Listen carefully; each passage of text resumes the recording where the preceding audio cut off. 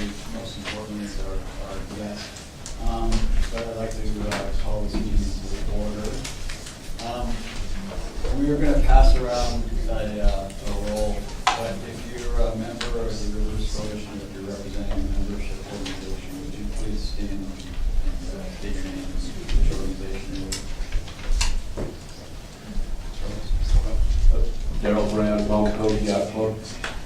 Mark Perry, Florida Ocean Graphic Stop. George Jones, Orca.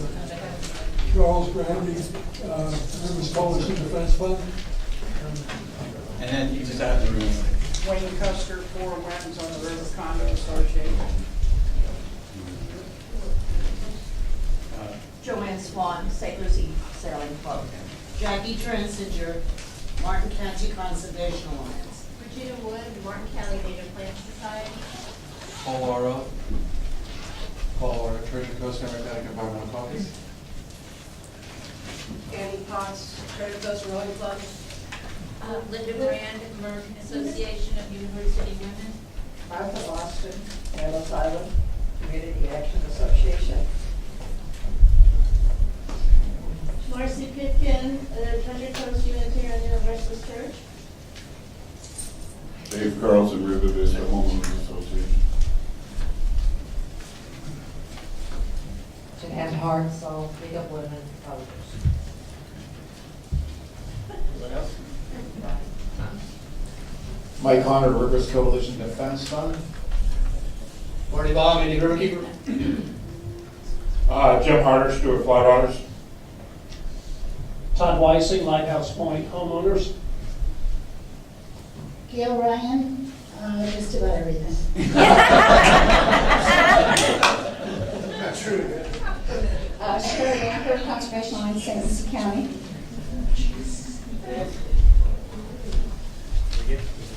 Kenny Hinkle, New Riverkeeper, Rivers Coalition, etc. And I'm Jim Moyer. I'm with the Marine Resources Council. Do you want to do deck levels? Whatever you want. What's on the agenda? Current action items.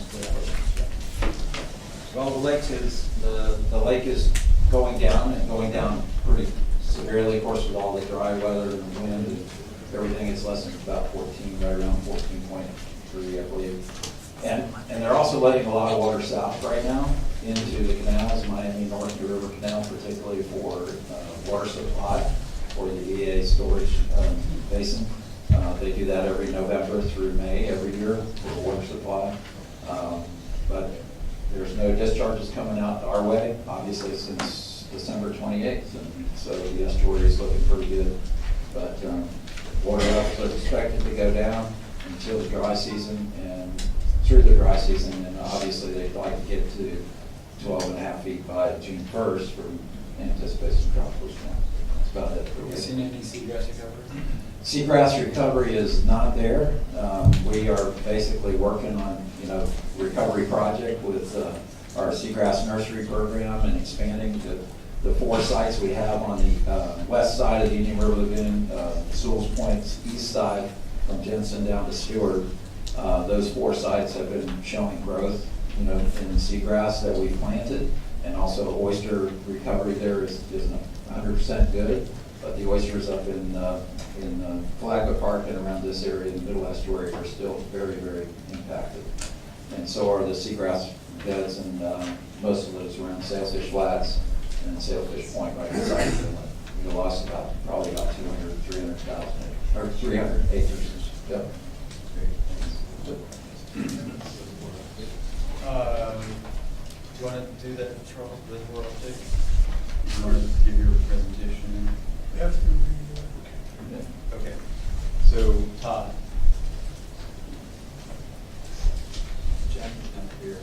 I'm Todd Weissing. I'm the coordinator of the Rivers Coalition's Speakers Bureau, and each month I report on events that we've been invited to attend.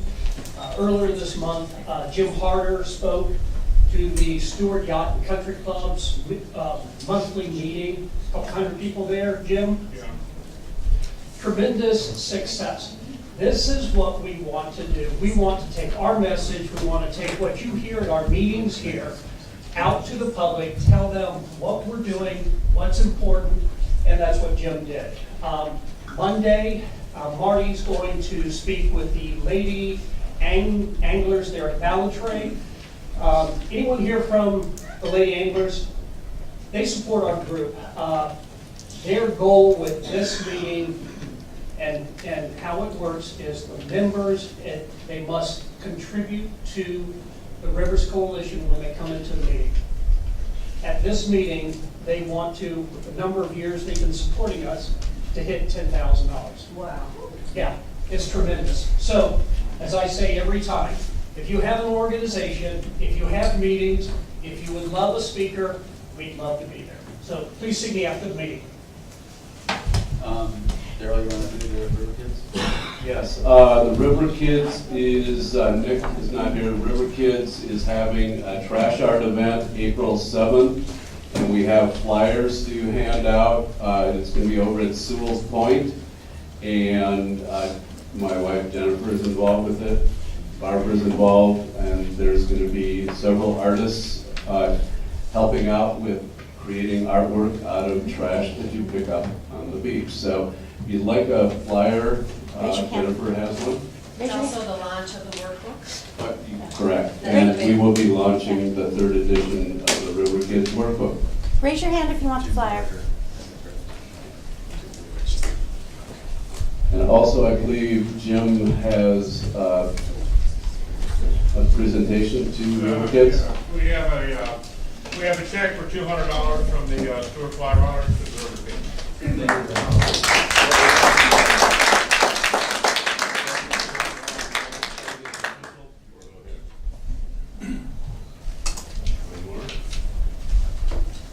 Thank you. Charles? I apologize when you called my name before. I was reading the agenda and I wasn't up yet.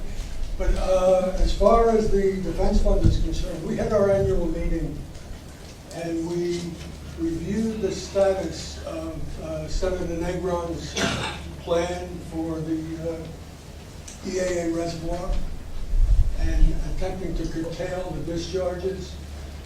And if you remember the history of it, it was going to be a fairly large reservoir, 360,000 acre feet, somewhat shallow reservoir, large footprint, sufficient cleansing areas to send clean water south where it's needed.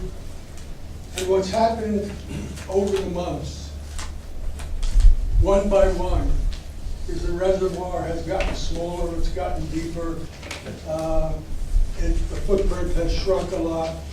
A lot of questions have been raised about the storage treatment areas adjoining the reservoir. Are they sufficient to send enough water dynamically south? Or because if it's not clean enough, we can't move it out the other end of the reservoir and send it where it needs to go. The latest edition of the reservoir is 240,000 acre feet, which means that it's going to have to be even more dynamic to have the kind of impact that we're looking for. That is, water needs to move into it and move out of it and keep going through the Everglades and out into Florida Bay to have the impact that we were looking for. So where we had months ago determined that we needed to do everything we could do to support SB 10 and support the plan and get it approved and get groundbreaking happening on the infrastructure,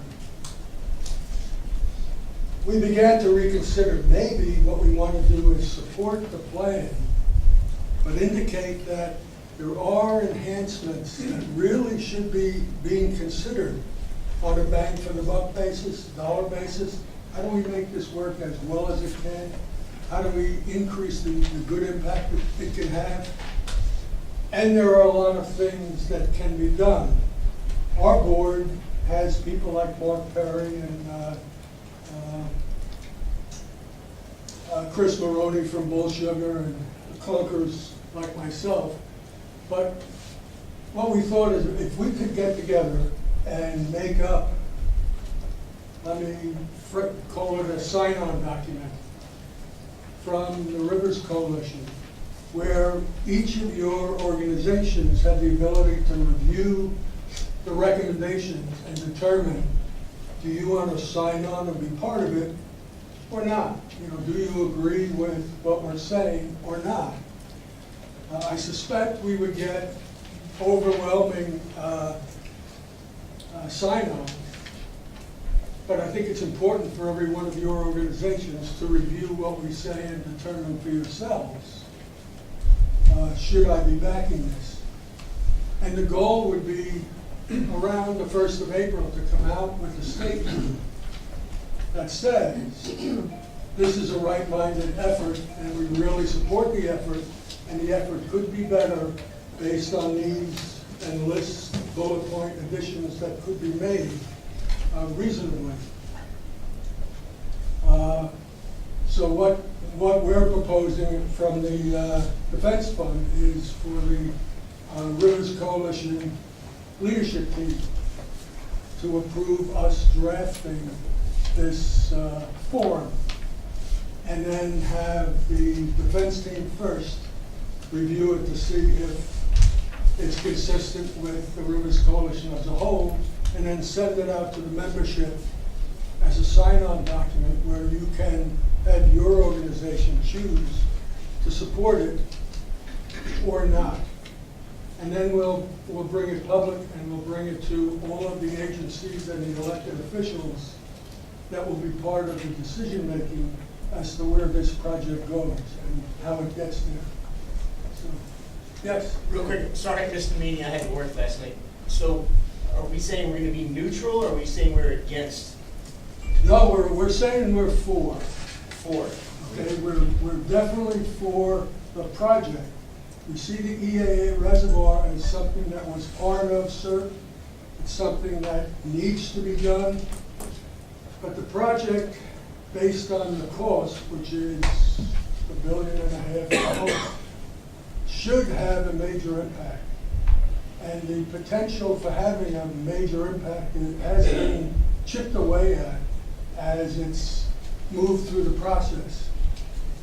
We'd like to start the process of making it better rather than less effective, without interfering with the timeline for getting it done, or without showing a lack of support. Okay. And so are you asking for committee members, or are you asking for? Well, I think to make the date, which really, to be most effective, we need to be done by the 1st. We'll have a couple of people from the leadership team, we'll have a couple of people from our group. We probably will look to 1 or 2 other organizations to provide a member who have like-minded views and have expressed them, in a positive fashion, and have a small enough group so that we actually can get it done in a short period of time. So you're looking to, by the next Rivers Coalition meeting, have some sort of format like a resolution that the member organizations could sign? So we're looking to have it by the end of the month. And it's not a resolution from the coalition. Right. It's a sign-on letter to put out to all the sign-on document for all the organizations within the coalition, and if the organizations want to sign on. That's what I understood. I just wanted to be clear for the It's not a coalition.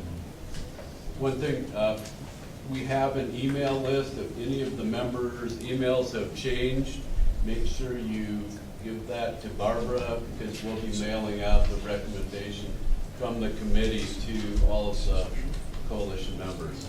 So make sure your email's updated. Yeah, Charles, last night, I think we adjourned after agreeing that a sign-on letter could include not only RC organizations, but any organization, any stakeholder. Did we hear on that last night? Yes, Organization like a we were manufacturer? positively looking for any credible organization, whether or not they're a member of the Rivers Coalition. Well, it could be a local boat builder, organizations involved in recreational fishing. Could it be, are we going to welcome that, or are we going to? No, we would encourage it, because what What I think what we would like to do is demonstrate to the decision-making people that this sign-on document represents as many people as we can. Yes, ma'am.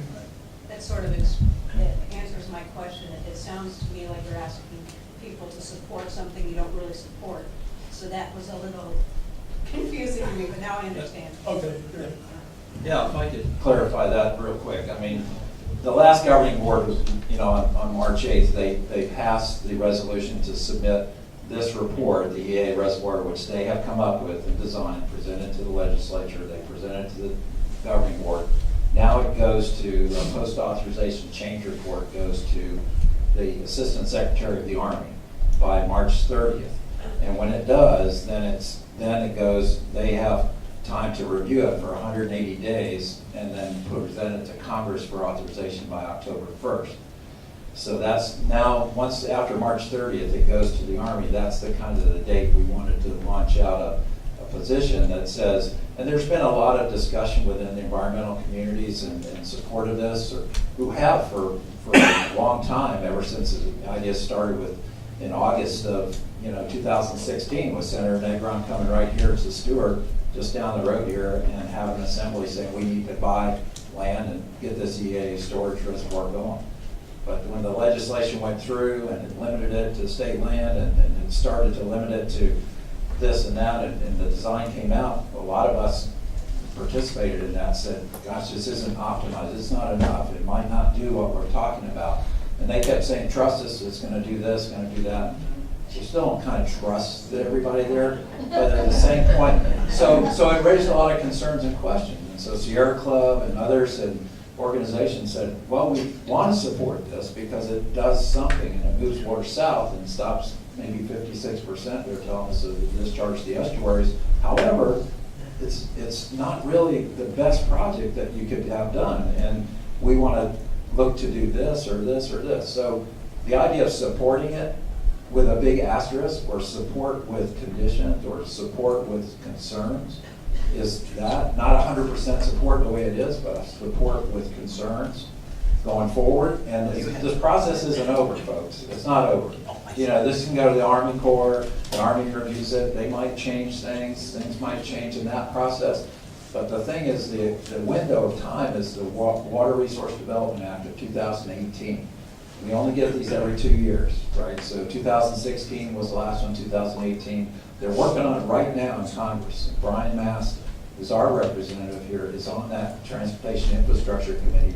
Their office has called me and said, we need to get this in as soon as possible if we want it authorized within this word bill. Otherwise, we wait another 2 years to even present it to Congress as an authorized project. Once it gets authorized, it still has to be appropriated. So this game's not over, and then we have to work to implement it and see if it's going to actually do some things. And of course, it's taken a long time for doing that. So please understand the game's not over, but we felt this was a strong approach to say, let's get organizations to understand. We support it with these kind of caveats or conditions or a big asterisk on it. Does that help? Yeah, keep in mind two things that Mark mentioned. When we read about this project having a 56 or 54% impact in terms of reduction, On an average year. the strange thing is, Only if everything else. right, without this reservoir, just by doing the already authorized and appropriated projects that are in service, we're going to get 40 to 45% reduction. So this is an incremental increase. It is not responsible for that major reduction. On the other hand, we could make it more responsible, and that's what we're looking for. Good, thanks. All right.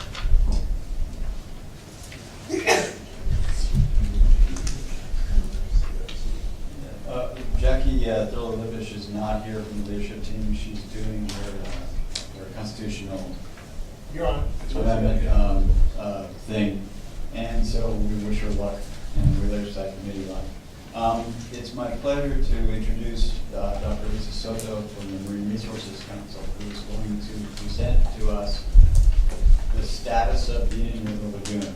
And it's 106 miles, and Lisa will get into some of the detail about what this report is going to cover and what it's not going to cover.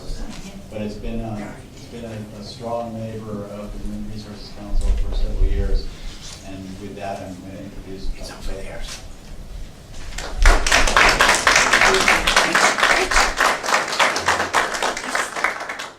Good morning. Thank you all for being here today. Thanks for inviting me to come and talk about the State of the Indian River Game Report. I want to real quickly introduce my colleague, Dr. Claudia Listopad. She's going to take over about halfway through the presentation and address some of the questions that we've gotten about data and the monitoring that's being done down here. So we wanted to go ahead and put some of those questions on some slides so you guys maybe will answer some of the questions that you have. Also, I want to let you know that these numbers are the numbers that we're going to show you in terms of the water quality indices are all preliminary. This is kind of draft material. It's going through an extensive scientific review process. We've got a peer review committee that's looking at everything that we do, and they haven't blessed these yet, so they're still kind of preliminary. So we're not releasing this PowerPoint yet. We're not releasing these data yet. So just know that things could change, and everything is just preliminary. The two goals I want to accomplish today are, I want to show you how we've done this, show you these preliminary results, kind of, what methods we've used to assess the health of the lagoon. One of the things, the monitoring and collecting of data was a big part of this, and one of the outcomes that we've already noticed is the monitoring is actually tapering off. It's something that we need to remedy. We need to be increasing the monitoring of the lagoon, not decreasing it. And what we're finding are monitoring stations disappearing, and Dr. Listopad will talk about that. And then also, the second goal is to talk about the data gaps and where we need to go from here. So the state of the lagoon changes. It's very diverse from north to south. It's been a real challenge to try to come up with a standard method that you can evaluate and compare the regions. So with that, I will get started. We're hoping to keep this to about 20 minutes, and then we can take some questions and answers. But it's a lot of material today. So the idea came about from the Lagoon Action Assembly that was held by Marine Resources Council at FIT several years ago. And we had the Chesapeake Bay report card in our hands. And the Chesapeake Bay has a way of evaluating the state of the Chesapeake Bay that they report back to the public every year using a timeline that looks like this, kind of a score. They score the bay and they show over time how the bay is getting better, because we know it's going to take a long time for the lagoon to get better, and we want to show our public, we want to show our political leaders where things are getting better and where things are getting worse. So they've come up with an index or a scoring metric that they score the Chesapeake Bay over time to give people a message of hope. That's what we want, to give people a message of hope. Things are getting better. We hope that things get better. And then you can start to see these incremental changes, because we know it's going to take a long time, and we need our public to stay engaged in the long run. So how did we do that? Coming up with a standardized score. It included first defining what are these health indicators. Before we could have an indicator, we had to make sure we had the data to support it. So trying to figure out what the indicators are. What should the measurement be? Looking for those targets that are establishing the targets, looking for established targets for each of those indicators, and then standardizing scores. And then right now we're in the graphic design and graphic interpretation of data stage. So the vital signs of health has started with the Lagoon Science Assembly that we held. We had 61 scientists. Many of your organizations were probably represented there, doing brainstorming. What are the really vital signs of health of the lagoon? So as a human, we have vital signs like our heartbeat, what our blood pressure is, our blood sugar, etc. So what are the vital signs of health of the lagoon, and what would they look like if they were ideal? We wanted them to be linked to management goals, so we were looking at management regions, so that ideally the feedback loop could actually inform management strategies and show what's working and what's not over time. The data needed to be long-term. We were looking for data sets that were at least 20 years in length, so we could see changes over time and understand trends and which way things were going. And lastly, we needed data that would cover the entire spatial area of the lagoon, 156 miles long. So we needed to get, the indicators needed to have data sets that were very comprehensive. The indicator analysis took months, maybe more than a year. Just getting all of these data, starting with water quality types of data, habitat types of data, and wildlife types of data, all in-house, so we could start looking at them, finding the established targets if they existed. So you can see, and I can't really stay here very long, but that we went through a lot of different types of parameters to assess the health of the lagoon. And a lot of them fell off simply because there were no targets. We didn't know what a healthy level for that indicator should be. So without a target, we had nothing to compare it to. So we have some things like fisheries that we really want to start to work towards establishing targets. But for the purposes of our first report card, we were very limited to things that already had targets. And you can bet the things that had targets were things that were being regulated. So things like TMDLs, which are looking at nitrogen and phosphorus and coliform, had targets that were established for the whole lagoon. Some areas didn't have targets, and we used them anyway. Some areas down here don't have targets for certain parameters, but we'll get to that. So the 5 indicators that we're using for the first report card, not to say that these are indicative of everything healthy about the lagoon, but these are the ones we're starting with, and we're going to build from here, are the 5 that you see here. Chlorophyll A, total nitrogen, total phosphorus, turbidity, and seagrass. And those are indicative of health of the lagoon to a certain extent. Second part was defining the areas. So each of these targets were also established for specific management areas in the lagoon. There are 10. The 10 areas have different targets. So starting from north to south, we have the Mosquito Lagoon divided into 3 areas, north, central, and south. These areas were defined based on their estuarine characteristics. The Banana River Lagoon is a subsection of its own, the North Indian River Lagoon. Then the central IRL is actually divided into central IRL north and south. They have different targets. And the south IRL down here is divided into 3 areas, north, south IRL, central, and south. And Claudia's going to go into more detail about those. Setting targets, this is just an example for chlorophyll A to give you an idea of what we were dealing with in terms of targets. We had 3 different agencies here that established these targets. They were using different methods. With this, the Mosquito Lagoon targets are set in geometric means. The north IRL down to the south are set as annual medians. So we had to put our data into the same format so we could compare and contrast those data against these different targets. And then calculating the difference in those.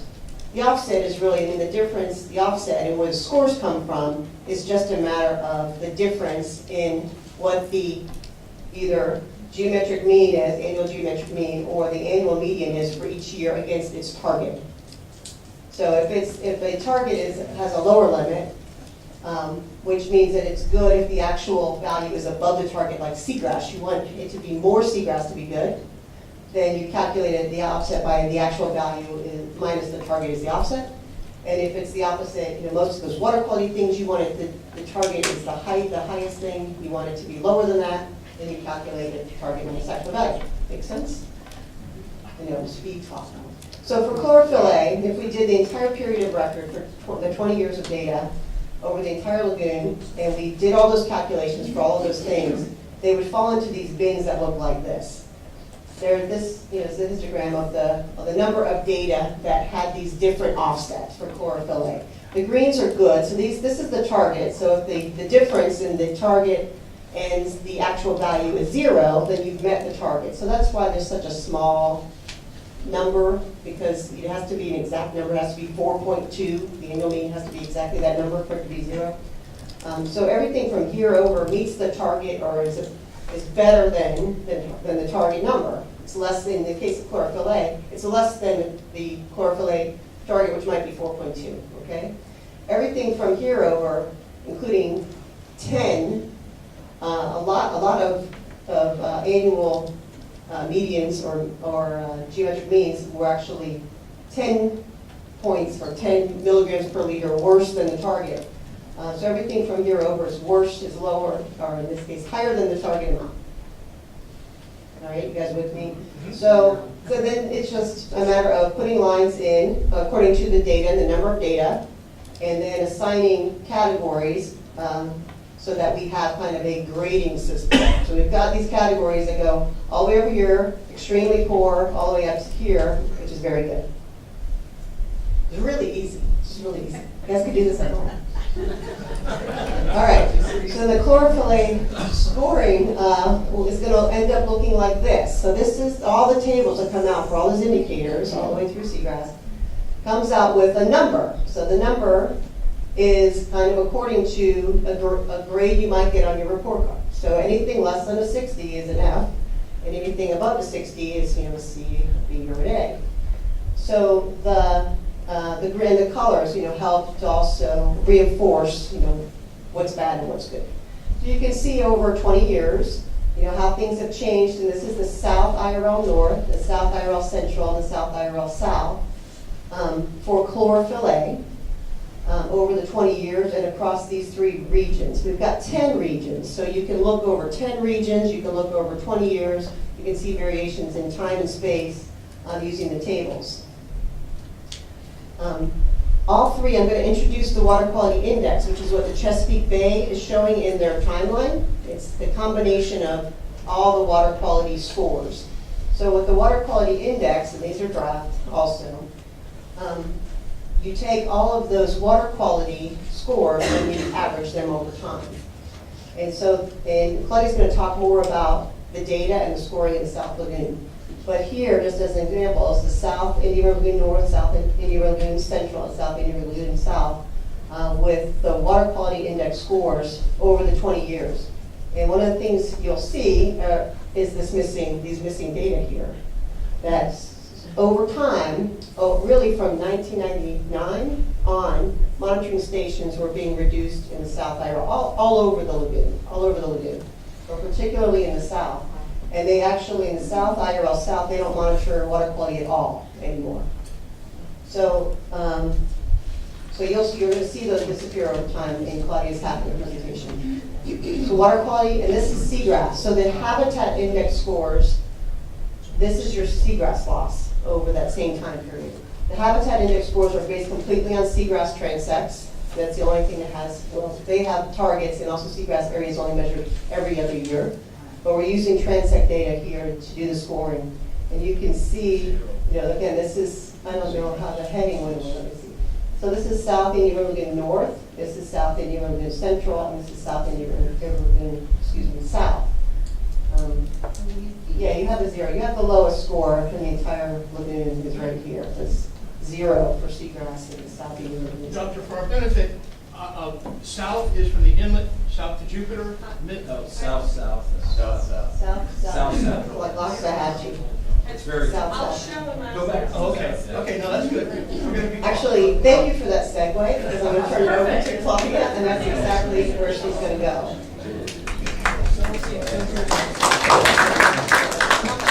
I'll try to speak pretty fast. I have a lot of slides, and I just want to give you a little bit of a map sense of what data we use in the South. This is specifically looking just at the South Lagoon. First question, perfect segue. Since there are so many questions on how we divided this, so we basically use estuarine nutrient regions, which are EPA regions, to divide the lagoon. I want to point out that some of those regions are slightly different than what is used for seagrass regions in some cases. But this is around the north part. So it goes from the Indian River, St. Lucie County line to St. Lucie Inlet.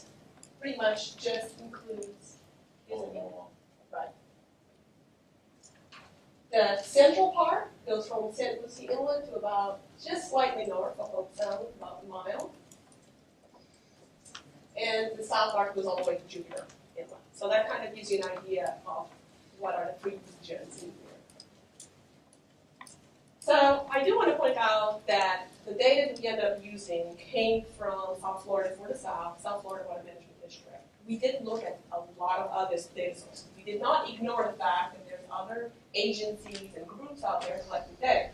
And this gives you an idea of what the data looks like once we started downloading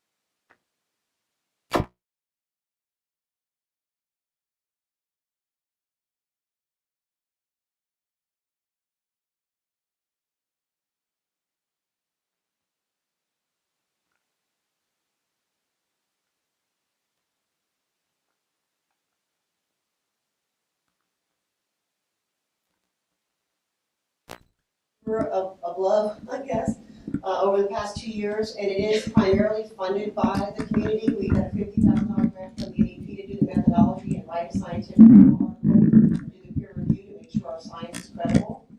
But the rest of it, the other 150,000 or so came from local family foundations and individual donors. And we're still, like, every time we get a $10,000 donation, we like, get to work, and then we stop and go out and beg for more money. So I'm here to beg for more money. We need to print this. We need to get it out. We're at the, in the final stages of infographic creation and design. And, I got the cover design yesterday, starting to feel like this thing's actually going to happen. I got a quote from Gannett, who is the TC Palm now in Florida Today newspapers, for $46,000 to get it in the newspaper and do the online advertising. And I'm like, I don't have $46,000. So, whatever we can get. So I hope you picked up our sponsorship. The pamphlet on the lagoon has sponsorship information in it. If you can help us out, we really could use it. We want to get it out. We've got a goal of hitting every resident in the lagoon. 1.7 million people should have this in their hands, or at least have this in their minds, and be looking at this to understand what's going on with our estuaries. And with that, we'll take questions. Not from you, So it looks like there's a requirement for funding for the report card, but there's also a requirement for getting more reporting stations, especially in this data gap. Any ideas how to go about filling those gaps? Lots of ideas. First of all, I think we really need to restore some of the stations that were last dropped. The ones that were dropped in 2012, should really be come back online. It would be, if there's no funding to really restore all the stations, I think we can do some quick stats to see which ones are most relevant to bring back up, because some of them were really very close to each other, so we don't want to spend money on something that's repetitive. But it's obviously that the south part has nothing representing it. In some other areas, we are missing pretty big spatial range. So I think water quality needs to be restored. It's nice to be able to restore some of the ones we have. We might have had 20 years of data or 18 years of data, and so if we can pick those back up, at least we can see trends for time, rather than set up new stations in new places. Another very important component that I kind of took the slides off because it was getting way too long was the hats. Yeah, if you want to put them up. I really think we need hazardous, the app, algal bloom information into the report. we have like 100 backup slides. It's towards the back. Towards the back. So HABs and bacteria, or yeah. So HABs is completely different. Really, we have right now St. John's River Water Management District started a process of calculating HABs by biovolume, and they have specific species. Yes. So this is kind of what we had to work with, and I really was hoping to include HAB events, since it tells a lot of the story down here. But we had issues with doing that. We had two sources of data. The FWC has a monitoring network. There was very few regular sampling stations monitored. Most of them were responsive. So someone might call and say, hey, there is something weird in the water, and they go and they sample, 10 times in a row, they sample for 4 weeks in a row. So then we have a lot of samples in that particular spot, but they drop off and disappear. So something that I want to compare time and time again, regularly, you need to have some sampling stations selected over time that you go out every month and you monitor for all the species we consider hazardous for human health and ecological health. And so the focus on this FWC is really on red tide. And unless you find one of those three pyrogenians, Nietzsche is not I'm not a HAB specialist for sure. The Carina brevis. So if you find one of those three species, 1,000 cells or more, then they go through and they calculate all the other, they go through and do more analysis and pick up all the other species. If you're missing, it does not distinguish brown tide, it does not look at some of the cyano, unless they find these other ones. So that is not really the best methodology for doing what we need to do down here.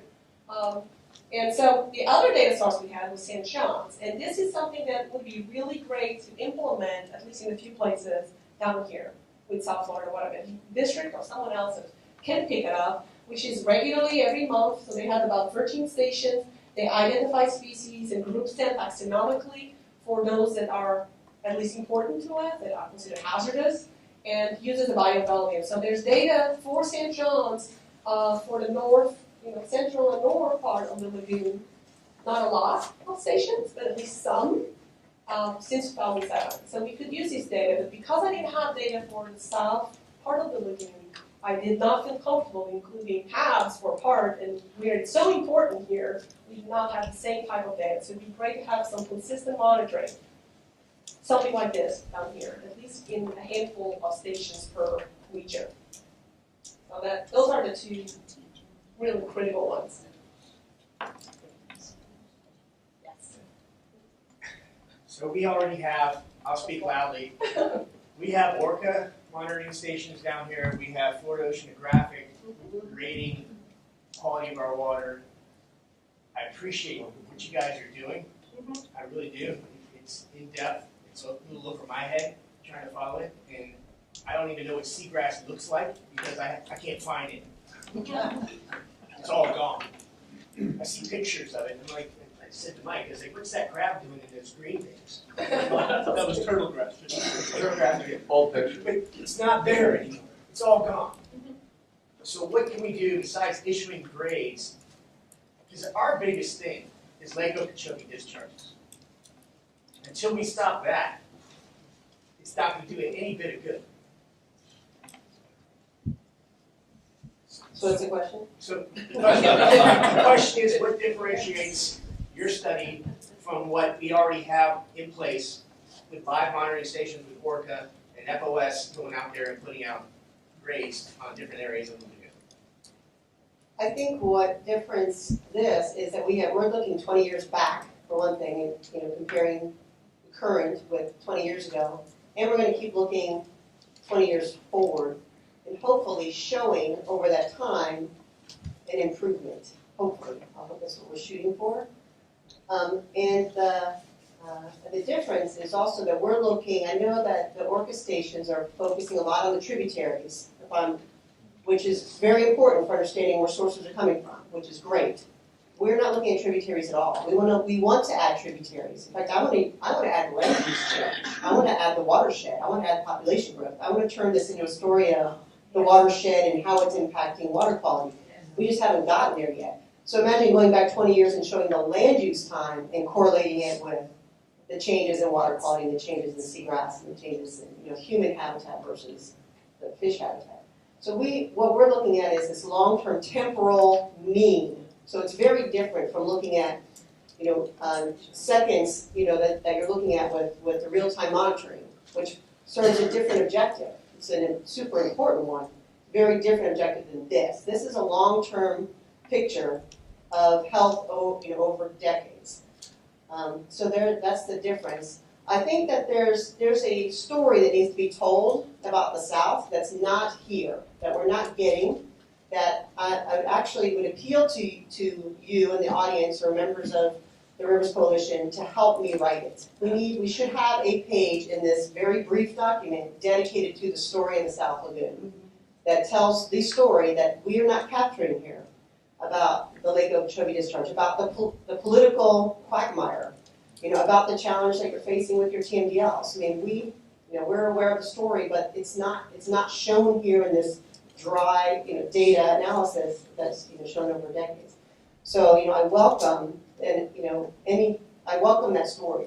If anybody wants to help us out by contributing 500 words to the report card with some pictures to fill a page, a story of the South Lagoon, I think it would help. It would help a lot. It would contribute to the report, and it would help explain the case and what's going on on them. Thank you. Yeah, hi. If I may, you got the data, the track record of data shows, a direct correlation between population inputs, pollution, both point source and non-point source, is having a great effect on that part of the lagoon. Because you're basically not affected by Lake Okeechobee discharges. I talked to guys, I'm a fishing guide part-time here in Stewart. I talked to a lot of guys that are fishing Cocoa Beach area. I talked to Dwayne DeFries about 2 weeks ago, and his words are the stage is set for another massive fish kill. And the lagoon, the bloom up there, brown bloom, is terrible. I know of 4 or 5 fishing guys in Ski Lagoon have just voluntarily decided to quit taking charters to the Ski Lagoon and the Banana River close to the lagoon because they feel that any more pressure on the fish that are left it's not a noble thing to do anymore.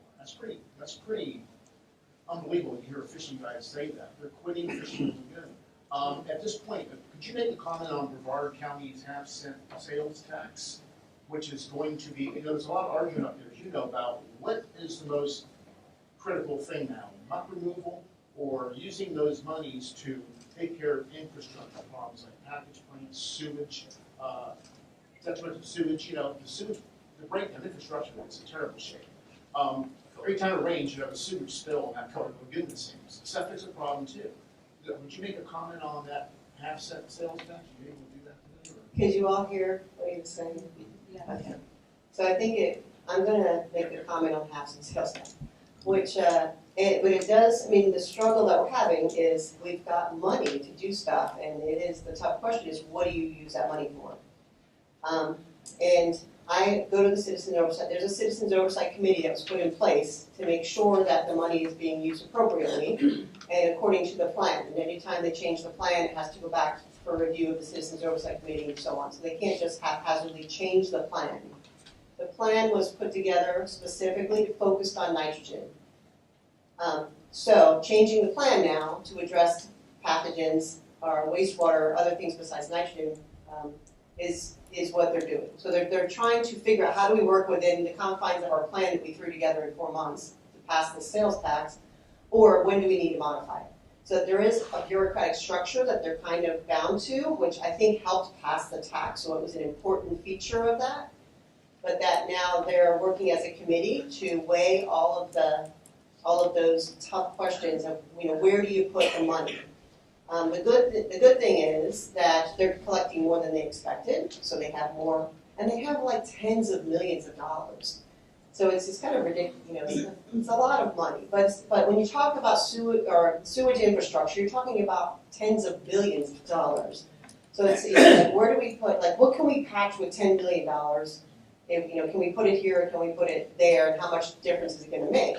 So they have started, because we are having these wastewater discharges, and it's hard to convince a public that their tax money is going to the right thing when there's wastewater floating down the canals, right? So they're starting to try to prioritize that, and we're actually working with them on a groundwater study also, Dr. Listapat and myself, to help them understand better where's wastewater contributing worse to the pollution in the lagoon, where's it coming in from groundwater, aside from the discharges. If a community's groundwater is polluted with sewage and they're on sewer instead of septic, then you know that their pipes are leaking. There's a problem. So trying to understand where pipes are leaking, where it's the worst areas, starting to lay out on maps which communities probably have infrastructure that's leaking. There's no doubt your communities are probably in the same situation as ours, that you've got older communities with this old, like it's called Orangeburg, or some kind of pipe that's just probably deteriorated into paper at this point. And that you've got possibly a major source of pollution entering the lagoons, like we do, through groundwater. So yeah, it is a tough. It's a tough situation to be. It's a good problem to have, I suppose, to figure out how to spend your money the wisest. But it is something that we're struggling with, and especially when the public, voted for a tax themselves, and now we're facing these wastewater discharges that. Would you agree that muck removal is a short-term Band-Aid?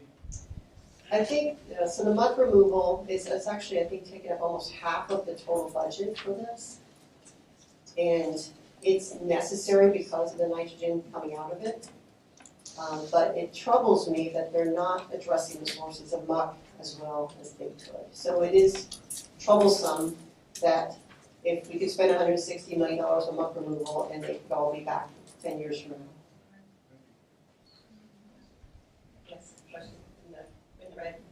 Oh, okay. I failed statistics in college, consistently. But I do know, I understand how important measurement is to planning. And what I desperately want is for your statistics to prove my opinion, which Me too. is that there's a tremendous tie-in between growth and all of our problems. And I don't find that to be necessarily in Martin County a really important thing. So when you were talking about that 500-word thing you're gonna put out, I certainly hope you're gonna have some people talk about that relationship based upon your measurements. Am I making myself clear? You only have to write it, Jim. I'm not smart enough. Hard window than anything obvious. It's gonna be more like 50 years. So I agree. I think the story of growth is coming with this. Like I said, we're begging, and we're looking for funds to do the land use change, to add it to this. Because that's where you're really gonna see the story unfold of the watershed story. How the watershed changes, impervious, increases stormwater volumes, et cetera. You know, that's the story of the lagoon. It's the story of all the water quality in the state, unfortunately. Okay, so I think you had your hand up earlier.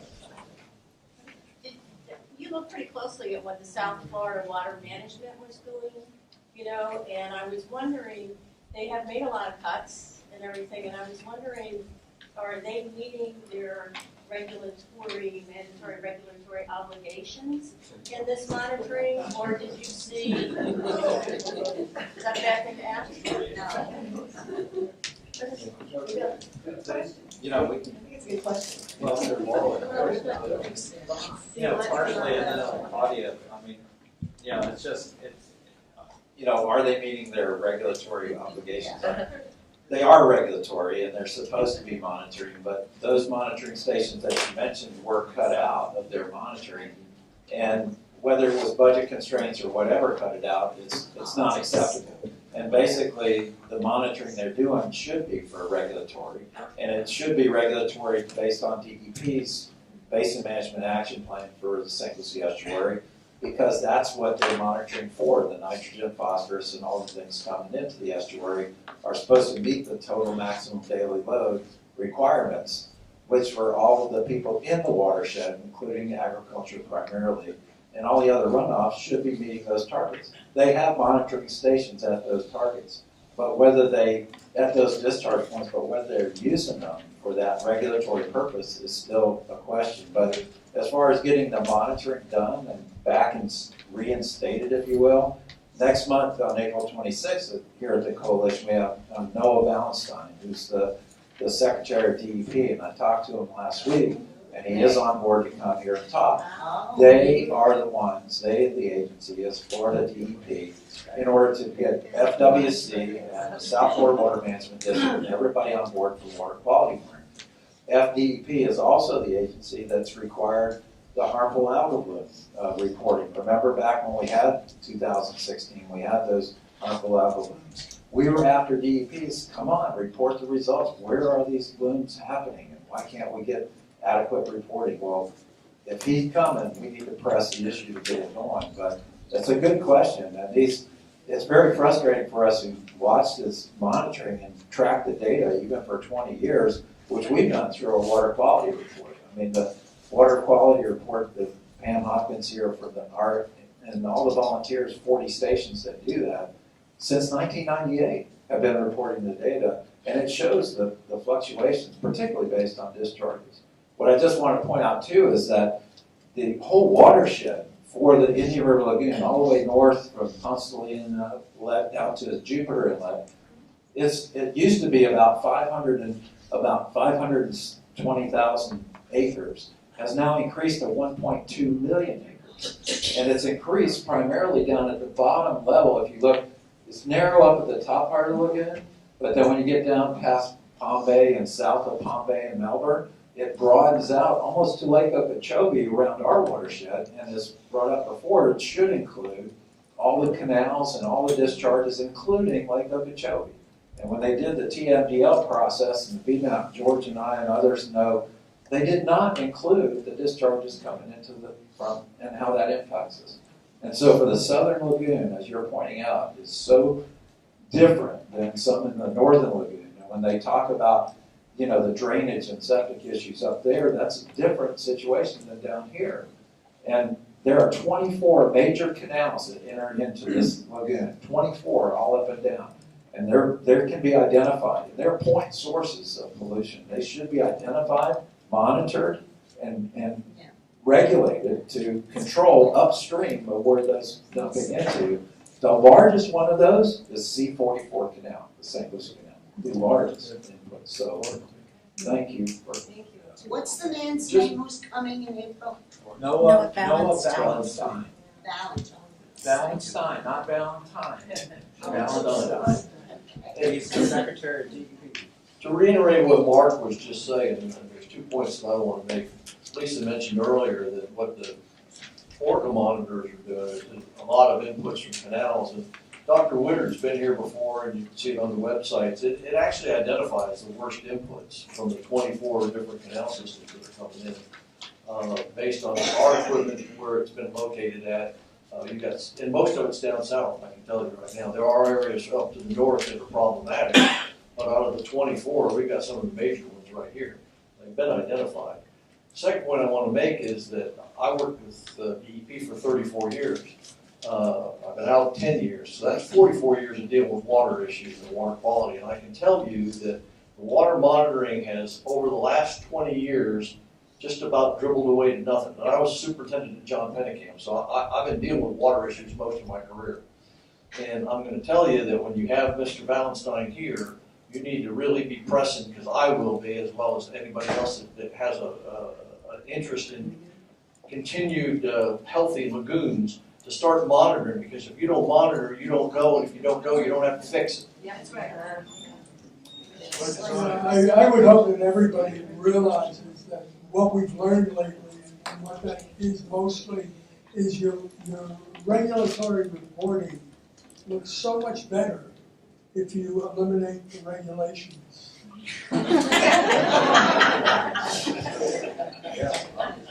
You were fairly green. Anybody else? Good. Okay, great. Thank you. Thank you very much.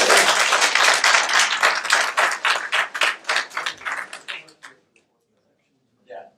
So we need your support. We need your help to finish this report card for the whole lagoon. But it's really a matter of life and death for we in the southern end.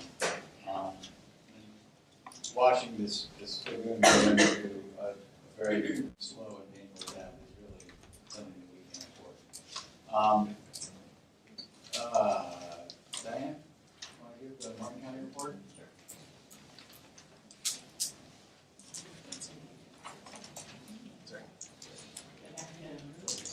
I'm not going to do the water conditions because Mark did that earlier in the meeting. But I'm going to give you some updates on our water quality projects. Our St. Lucie Shores project, which we might have been heard about before as the All American Dish, it's now St. Lucie Shores, is having a ribbon cutting event on April 2nd at 2 p.m. It's off of Knapp Road, south of Martin Highway, and the project is on the left just at Southwest Catalina Street. Carpooling is encouraged if you're going to attend that event. Our next water ambassador class is tomorrow at 8:30. There's still time to register, and there's flyers back there on the table for the next few dates that we have. And we're going to be working with the Elliott Museum in the future with the water ambassador program, either having the classes there or doing some other coordination with them. So we're pretty excited about that. Our Willoughby Creek Water Quality Improvement Project has been designed, and we're finalizing easement documents and getting ready to go out to bid. So construction on that project should start this summer. And last week we had George Mason University Alternative Spring Break students here. We had 14 ladies that came to visit us, and they helped out on our conservation lands, doing some living shoreline projects at Indian Riverside Park and I believe in the city of Stewart Flagler area. And they also did some exotic plant removal and Boy Scout camp and some native planting on elephant reserves. So we were happy to have them there. What is the project happening up on the west side of Knapp Road, in between Martin Down and Martin Down Highway? Right by the fire station, it's all a project that's all cleared out. Do you want to answer that, Terry. Our Public Works Department Director, this is Terry Rao. Thank you. You're talking about behind the fire station? Yeah, that area that. Yeah, as part of the Map Road Drainage Project, we're building a stormwater treatment area. That area really doesn't have much stormwater treatment. And we're also trying to, a lot of the runoff now goes east, some of it's going to be diverted more west. So we're kind of dividing the basins up. So that'll be less water heading to the river? Is that part of that's the plan? Yeah, I mean, it'll discharge, otherwise it'll be treated before it's discharged. But it'll help some with the flooding that happens in the neighborhood to the east of that area, in addition to the water quality. Okay, great. You did the defense fund, you okay with that? Marty? I don't need that. Can we just say about the state agencies real quick before Marty? Oh, yeah. Well, no preemption there, Mike. Honestly, just a quick, because Paul Gray couldn't make it. He's occupied elsewhere. We really appreciate Paul coming. I hope you do as much as I do, because he comes from north of the lake and he drives all the way here, but he's an excellent source of information, particularly on Lake Okeechobee. He does go to all the state meetings. Just quickly, the governing board met on March 8th, and prior to that was what's now called the Water Resource Analysis Coalition, or the RAC, which they got pretty livid about the article I wrote about state land should be used for state water. And, but it was all about, how there's septic tank issues and the problems, and in fact, they brought up deep well injection again, which is interesting, because they're still proceeding to propose deep well. And then, of course, at the governing board meeting, they brought up the the Everglades agricultural area, and that reservoir and the project authorization change report that's going forward to the secretary. So they approved of that going forward. But we still, talk about our issues here and the discharges that are happening. And I still continue to bring up in 2017, for instance, we had over 650 billion gallons going east and west. That's what's in black here. And basically that, continues to discharge east and west when we only put 25 billion gallons from the lake south, while we had 487 billion gallons go from the EA basin south. So that all 25 from the lake and 487 from the EA basin last year, all of that goes through our stormwater treatment areas and then to obviously to the Everglades south, but that has to be treated by our STAs. And the point I'm trying to make in my articles and stuff into the governing board was, hey, those are our state lands. You want us to use state lands for this? We need those state lands to be used, and tell the EA they got to treat their own water and get it done and get it moving south. So I keep track of these kind of things, and if you ever want to know that kind of stuff, let me know. But our water quality, real quick, thank you, Pam Hopkins. Obviously, is looking real good, and it's looking good because we haven't had discharges, and we're in a dry season, obviously, and this is a time they are, it's going to take a long time to recover. And I know we'll, announce some things at the end of the meeting, but I just want to say we're really appreciative of our water quality monitoring sponsors and people that are volunteers that are out there doing that. And as we said, the lake is dropping down 14.26, and it's going down pretty rapidly because they're dumping up to about 2 billion gallons a day right now, or through the three canals going south of the lake. And it's not going to the Everglades. That 2 billion gallons a day is going to water supply. And that's it was last year about 140 billion gallons of water supply. Every November through May, they're getting water supply for irrigation of their crops. So when you hear water supply, it's really irrigation water. And when you hear flood control, it's really drainage to keep crops in perfect condition. So get record crop production. But thanks for that moment. No, this is a good moment. Marty Baum, Indian River Keeper. After last month's meeting, I reached out to Betty Osceola, linked her up to the PowerPoints, to the meetings and such, and asked that she take all of this information about the Holy Land and Rottenberger to her elders, and asked her to get back to me with what the tribes stand on all of this will be. Every time I turn around, the citizens in the state of Florida are talking over, around, and through the Mississippi tribe. Sitting in the same room, they get talked right over the top of them.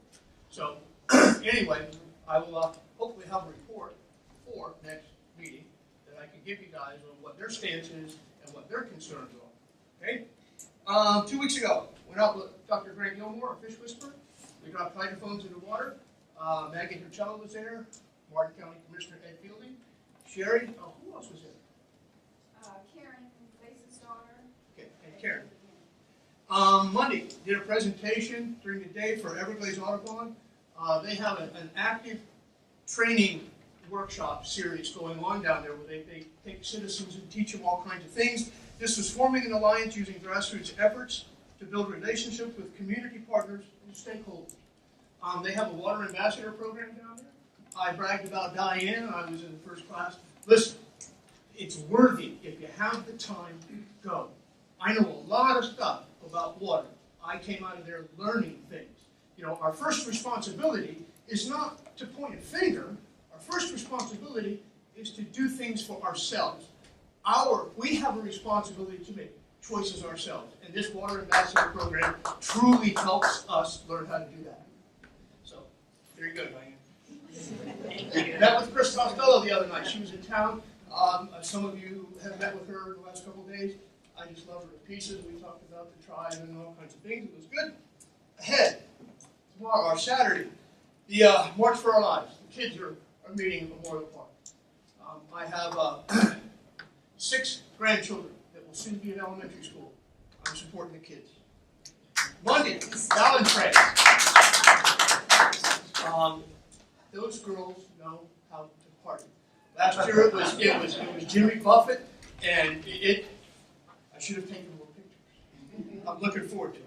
And of course, you know, they're right at $10,000 in support of us. So this is a really big deal. They're great ladies there. Great. So 3 times it's the truth. The president taught me that. April 3rd, I'll be doing a presentation for Everglades Audubon. Once again, down there, this is a history thing. It's about plume hunters and feather wars and all those things. As a 6th-generation cracker, I know a little bit about that stuff. The 7th of April, we should all be there. It's the River Kids, the trash art. You know, most of you know Rebecca and Christina. Thank you, Christina. You know, they collect the trash and they make art. Well, they're going to be our guest artists, and they're probably going to inspire a lot of kids. It's good stuff. You can't get any better than watching the empowerment of our kids. The 15th, we will have a group of Glades Lives Matter girls come over from south of the lake. Going to join with Deanna, Sierra, and we're going to talk about our advocacy. They went to our workshop that Maggie headed at the EVCO, Everglades Coalition, where we went through the history of the river warriors and how we have tried to put together, an advocacy and a group of people who care here.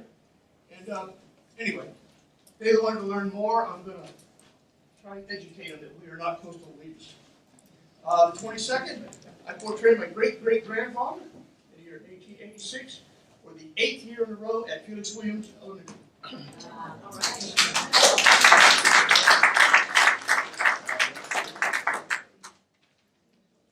I want to personally thank Marty for his involvement with the Speakers Bureau. The ladies, I know the ladies love you, Marty. Thank you. Especially since I lost 40 pounds. Member announcements.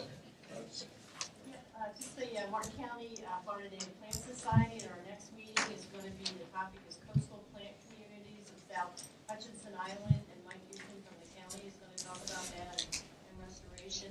And then Saturday, April 7th at 9 a.m., he's going to give us a guided tour of beach walk of Case of Long Island.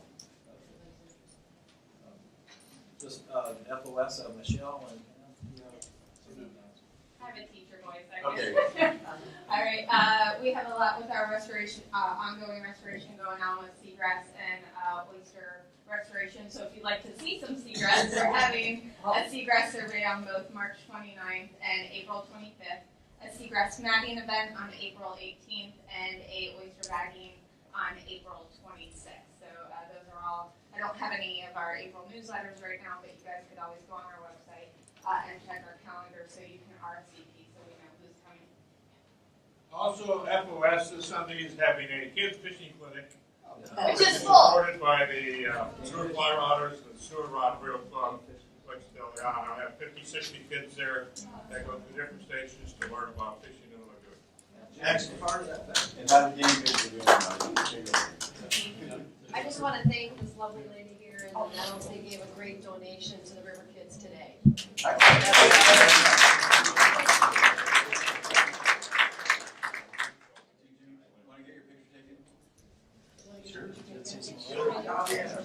We love Okay. Why don't you come up? Here, here.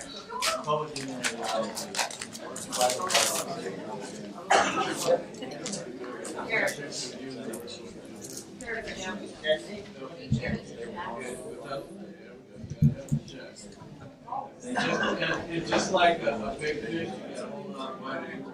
You know how many people passed out and never Wow. Thank you.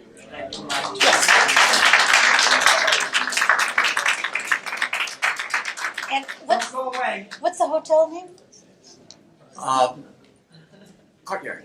Courtyard, okay.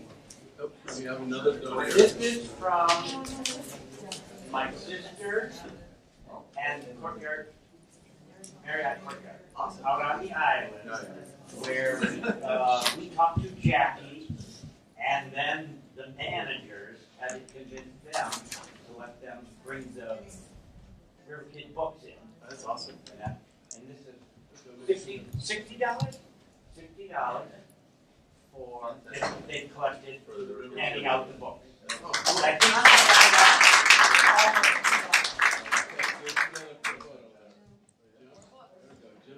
A lot of photos. That means that I don't know. Shouldn't you be allowed to? I really was a photo bomb.